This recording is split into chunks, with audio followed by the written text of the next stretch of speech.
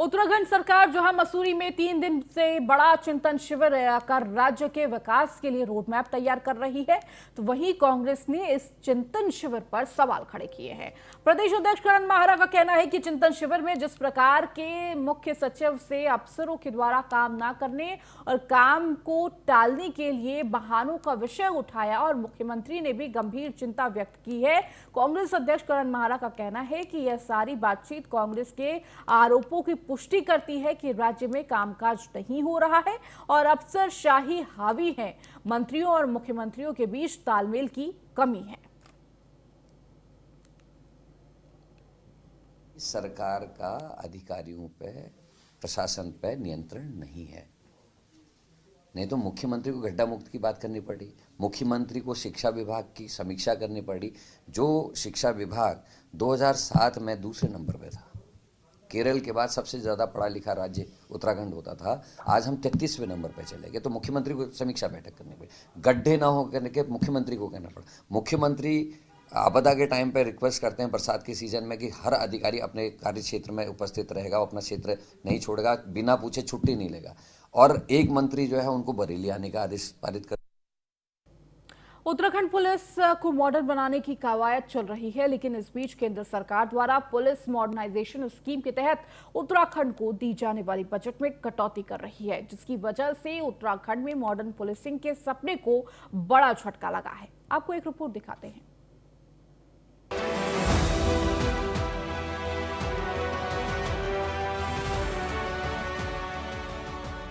देश के साथ साथ उत्तराखंड में भी साल दर साल आपराधिक घटनाओं में इजाफा हो रहा है। इसके साथ ही अपराधियों ने अपराध के तरीकों को भी बदला है। वहीं वित्तीय और साइबर अपराध ने पुलिस की मुसीबत और बढ़ा दी है। आंकड़ों के रूप में देखें तो आईपीसी और विशेष स्थानीय कानून के तहत राज्य में 2021 के दौरान कुल 34,875 मामले दर्ज हुए। 2020 में ये आंकड़ा 57,332 था, तो 2019 में 29,268 मामले दर्ज किए गए थे। इन बढ़ते आंकड़ों के बावजूद प्रदेश में मॉडर्न पुलिसिंग को लेकर बजट की उपलब्धता नहीं दिखाई दे रही है। केंद्र सरकार ने भी पुलिस मॉडर्नाइजेशन के तहत केंद्र से मिलने वाले बजट पर कैंची चला दी है। हालांकि उत्तराखंड पुलिस में अपर पुलिस महानिदेशक कानून व्यवस्था वी मुरुगेशन कहते हैं कि केंद्र सरकार राज्यों को प्राथमिकता के आधार पर बजट दिया जाता है। तो जो मैंने कहा रहा हूँ ना, वहाँ का उनका क्राइटेरिया होता है, उनकी क्राइटेरिया के हिसाब से वो बजट अलाट करते हैं पुलिस मॉडर्नाइजेशन के। क्योंकि पुलिस है, ये स्टेट का सब्जेक्ट है। पुलिस का जो विभाग है वो स्टेट का सब्जेक्ट है, तो नेचुरली ये तो गवर्नमेंट ऑफ इंडिया अपने नेशनल सिक्योरिटी के देखते हुए एक क्या कहते हैं, एक एडिशनल आपको वो कर देता है कि ग्रांट दे देता है, आप अच्छा मॉडर्नाइज करो करके। बट ओरिजिनली कॉन्स्टिट्यूशनली ये तो स्टेट का सब्जेक्ट है। केंद्र राज्यों को राष्ट्रीय महत्व सुरक्षा के लिहाज से बजट का आवंटन करता है। उत्तराखंड भी संवेदनशील राज्यों में ही शुमार है।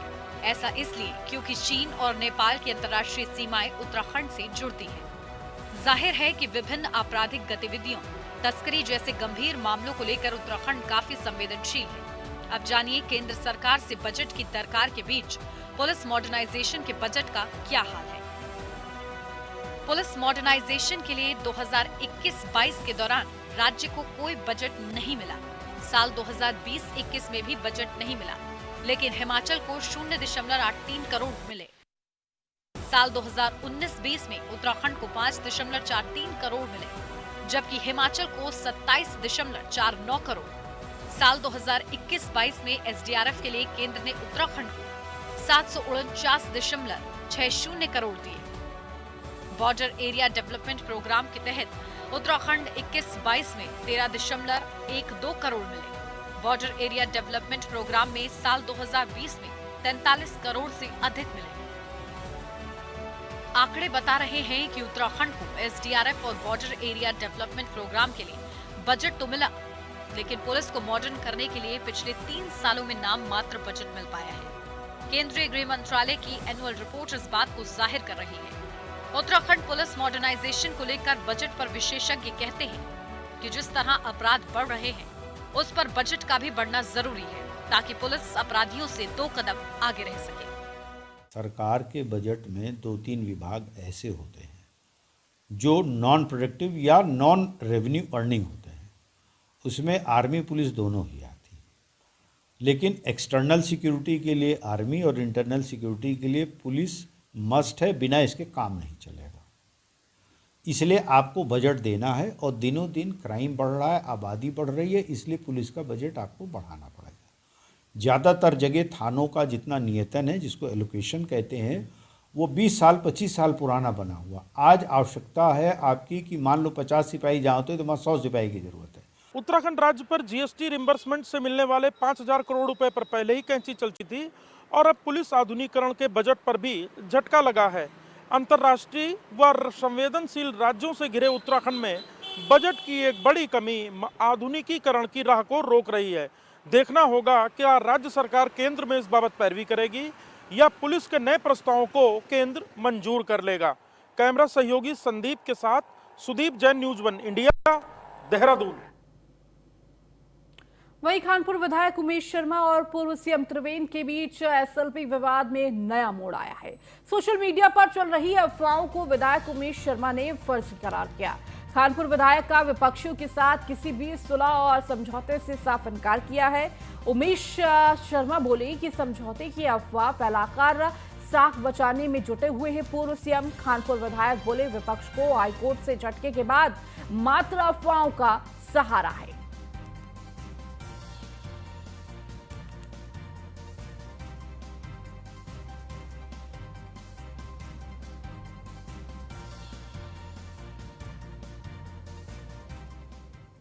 उत्तराखंड कांग्रेस के बड़े नेता और चक्राता विधायक प्रीतम सिंह के सचिवालय कूच प्रदर्शन से पहले जो कांग्रेस पार्टी के नेता उनके इस प्रदर्शन को संगठन से इतर करार देते रहे, अब प्रदर्शन से उत्साहित है। कांग्रेस प्रदेश अध्यक्ष करण माहरा का कहना है कि इस प्रदर्शन से कांग्रेस के कार्यकर्ताओं को ऊर्जा मिली है और अभी तक कांग्रेस कार्यकर्ता चौक चौराहे पर ही प्रदर्शन कर रहे हैं। प्रीतम सिंह का कहना है कि प्रदर्शन उनका व्यक्तिगत नहीं बल्कि कांग्रेस कार्यकर्ताओं के तौर पर ही था। कुछ नहीं है, मैं अपने भांजे की शादी में था और मैंने उसी दिन हल्द्वानी प्रेस भी की। मैं वहाँ गिर रहा था, प्रीतम सिंह जी यहाँ कर रहे थे। लेकिन इतना जरूर कहना चाहूँगा, जो परसों मीटिंग हुई यहाँ, उसका प्रभाव कांग्रेस के फेवर में गया है और ये उसका प्रभाव है जो हमारा आम कार्यकर्ता जो पिछले 6 महीने से गली नुक्कड़ों में प्रदर्शन कर रहा है, चाहे 100 आदमी है चाहे 50 आदमी है, वो लगातार अंकिता मर्डर केस, भर्ती घोटाले, बढ़ती महंगाई, बेरोजगारी, केदार भंडारी केस, पिंकी हत्याकांड, इन सब पे कांग्रेस लगातार मुखर रही और ईडी सीबीआई वाला जो हमारे प्रदर्शन थे उससे एक माहौल बना जो हारने के बाद निराशा थी वो खत्म हुई। अफसोस कहूँगा या दुख है जिन्होंने कहा कि भाई ये 20-20, 50-50 लेके जो धरने प्रदर्शन हो रहे इसका क्या औचित्य है, तो उनको ये जानकारी होनी चाहिए कि जो ये 20-50 लोग अपने अपने क्षेत्रों में लोगों को जागरूक करते हैं, इसी से कांग्रेस मजबूत होती है और ये छोटे प्रदर्शनों को कम का कार्यक्रम था। हमने सचिवालय कूच किया, पुलिस ने रोकने का प्रयास करा, हमने उस प्रयास को असफल करने का काम किया और जिस तरीके से लोगों की सहभागिता थी, पुलिस के हाथ पांव फूले हुए थे। अब वो मुकदमे दायर करके कांग्रेस के कदमों को रोकना चाहते हैं तो गलतफहमी में ना रहे सरकार भी और पुलिस प्रशासन भी। अभी तो ये कहते हैं ना, अभी तो ये अंगड़ाई है, आगे और लड़ाई। ये तो जंग की शुरुआत है और अगर इस तरीके का रवैया रहा तो दुगनी ताकत के साथ फिर हम जो है सड़कों पर उतरे।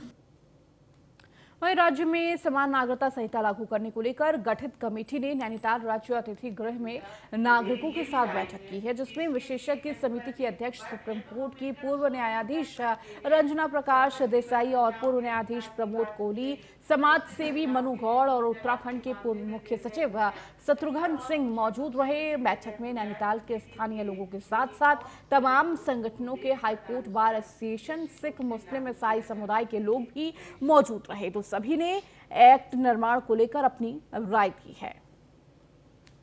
राय थे, बड़े अच्छे सुझाव दिए हैं, हम लोगों ने सब नोट किए हैं। अभी मैंने कहा हम दिल्ली जाके फिर से कॉन्फ्रेंस करेंगे, हर सुझाव पर विचार होगा और फिर ये ड्राफ्ट में अगर किया है, जो भी किया है, थोड़ा और बढ़ाएंगे और बहुत अच्छा एक ड्राफ्ट बनाएंगे। हमको उम्मीद है आप सब लोग खुश रहेंगे हमारे ड्राफ्ट से। कुछ इम्पोर्टेंट बातें जो सामने आई हैं, हाँ, एडॉप्शन और लिव इन रिलेशनशिप, LGBT, ये सब नए मुद्दे हैं वो जो लोगों ने दिए हैं, उस पर काफ़ी विचार होना चाहिए कि लिव इन रिलेशनशिप भी बढ़ रही है, वो उनको प्रोटेक्ट करने के लिए क्या कर सकते हैं हम लोग, ये सुझाव है, उस पर हम बहुत विचार करेंगे।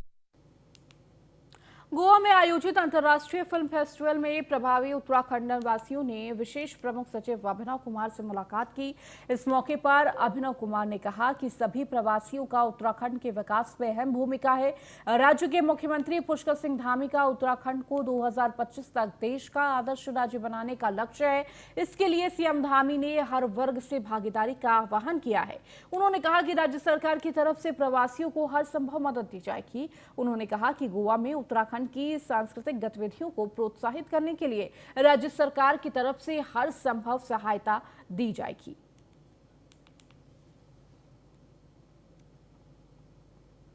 कुमाऊं की लाइफलाइन कही जाने वाली गौला नदी में 2 महीने बाद भी खनन कार्य शुरू नहीं हो पाया है। ऐसे में खनन कारोबारी अपनी मांगों को लेकर लालकुआं में विशाल धरना प्रदर्शन करते हुए सड़कों पर उतरते और सरकार के खिलाफ जमकर प्रदर्शन किया। तो गौला संघर्ष समिति के नेतृत्व में भारी संख्या में पहुंचे खनन कारोबारियों ने शहीद स्मारक से पूरे बाजार में जुलूस प्रदर्शन करते हुए तहसील पहुंचे, जहां उन्होंने तहसीलदार को ज्ञापन देते हुए सरकार से अपनी मांगों पर विचार करने की अपील की है। तो गौला संघर्ष समिति के लोगों का कहना है कि प्रदेश में खनन नीति में बदलाव होना चाहिए। तो उत्तराखंड में गौला नदी की खनन रॉयल्टी अलग है, जबकि प्रदेश के अन्य हिस्सों में खनन की रॉयल्टी अलग रेट है। इसके अलावा गौला नदी में खनन कार्य करने वाले वाहनों को ग्रीन टैक्स सहित अन्य टैक्स में छूट देने की मांग की है। और इसी दौरान खनन कारोबारियों ने सरकार के खिलाफ प्रदर्शन करते हुए मुख्यमंत्री को ज्ञापन भेजा। खनन कारोबारियों का कहना है कि गौला नदी में निकलने वाले खनन का रेट 28 रुपए प्रति क्विंटल है, जबकि प्रदेश के अन्य हिस्सों में खनन रॉयल्टी 9 रुपए प्रति क्विंटल है। गौला नदी की रॉयल्टी अधिक होने के चलते यहाँ के रेता बजरी की डिमांड पूरी नहीं हो पा रही है। ऐसे में एक रॉयल्टी का नियम लागू किया जाए, जिससे खनन कारोबारियों को राहत मिले। एक रॉयल्टी, GPR हटाओ, ग्रीन टैक्स हटाओ और ट्रैक्टर ट्रालियों पर एक टैक्स एक परमिटेड फिल्टर हो। और उसी के संदर्भ में एक स्मारक से एक जुलूस लालकुआं में निकला था और जिसके बाद हमने माननीय तहसीलदार महोदय को माननीय मुख्यमंत्री उत्तराखंड सरकार के नाम ज्ञापन प्रेषित किया है, जिसमें हमारे सारे बिंदु अंकित हैं। क्योंकि खनन नीति के खिलाफ है। जो खनन नीति इस समय जो है समतलीकरण और बागपुर और रामनगर में जो अवैध माल जो उठ रहा है, तो उसके विरोध में हमें, क्योंकि हमें यहाँ पर भाड़ा नहीं मिल पाता, इसलिए हम लोग मजबूर हैं, हम अपनी गाड़ी को नहीं निकाल पा रहे। रही बात आज जो इस क्रेशर में हम खड़े हैं, विगत 3 दिन से हम देख रहे हैं कि रात भर यहाँ जो है रामनगर से जो है हाईवा जो है 700, 800, 900 कुंटल माल भर के इन क्रेशरों में डाल रहे हैं। और जबकि ये क्रेशर वालों ने अभी वाहन मालिकों का, जो गौला में जो वाहन चल रहे हैं, उन मालिकों को पैसे नहीं दिए। वहीं रुद्रपुर जसपुर कोतवाल अशोक कुमार को फंसाने वाली महिला अरेस्ट हुई है। हिना रावत को पुलिस ने गिरफ्तार किया। संगीन धाराओं में FIR दर्ज हुई है। रुद्रपुर के एक होटल में पकड़ी गई हिना रावत अपनी पहचान छुपाकर रह रही थी। हिना रावत, हिना के साथ एक युवक को भी पुलिस ने गिरफ्तार किया है।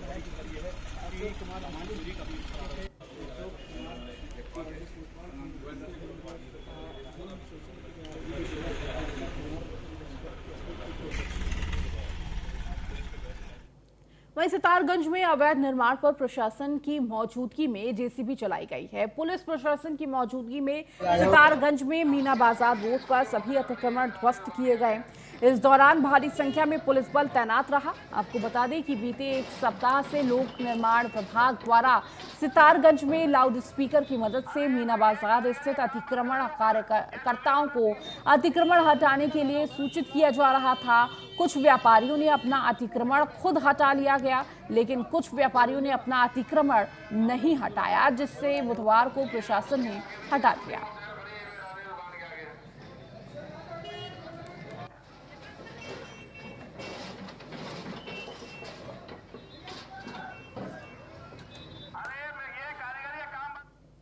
वहीं हरिद्वार की बहादुराबाद थाना पुलिस ने 4 शातिर वाहन चोरों को गिरफ्तार कर उनसे चोरी की 24 से अधिक बाइक बरामद करने में कामयाबी हासिल की है।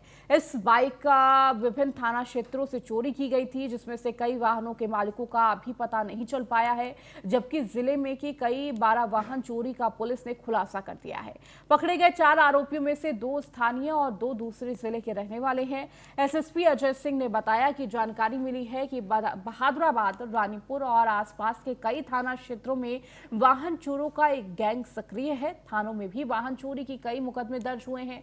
इन चोरियों में 4 लोगों को चिन्हित किया गया था, जो कई जगह सीसीटीवी कैमरे में भी कैद हुए थे। इनमें से 2 लोगों को वाहन पर जाते समय पकड़ा गया था, जबकि इनसे पूछताछ की गई तो इनके द्वारा चुराई गई 12 मोटरसाइकिल की पहचान कर ली गई थी, जबकि 9 बाइक अन्य प्रांतों से चुराई गई थी, जिसके बारे में पता लगाया जा रहा है। पकड़े गए 4 आरोपियों में से गिरोह का सरगना मुकुल पानीपत हरियाणा का रहने वाला है, जो वर्तमान में सिडकुल में रह रहा था, जबकि साथ में पकड़े गए संजू, आसिफ और विवेक जिले में अलग अलग थाना क्षेत्रों में रहते हैं। सूचना पर लगा कि 4 लोग इसमें चिन्हित हुए थे, जो इस पूरे मामले में इधर विगत काफ़ी दिनों से सक्रिय थे वाहन चोरी में।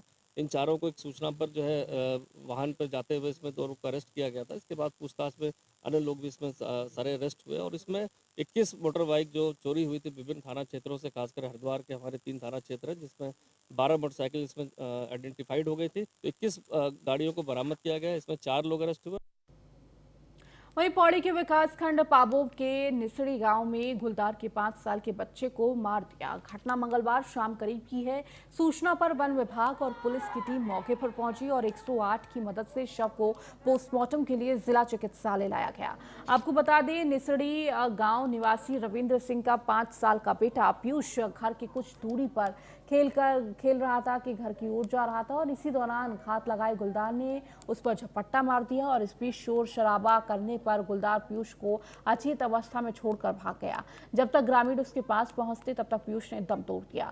वहीं इस घटना के बाद से ही पूरे क्षेत्र में दहशत के साथ ही गुस्से का माहौल है। उन्होंने वन विभाग से शीघ्र अतिशीघ्र गुलदार को नरभक्षी घोषित करते हुए मारने के आदेश देने की मांग की है।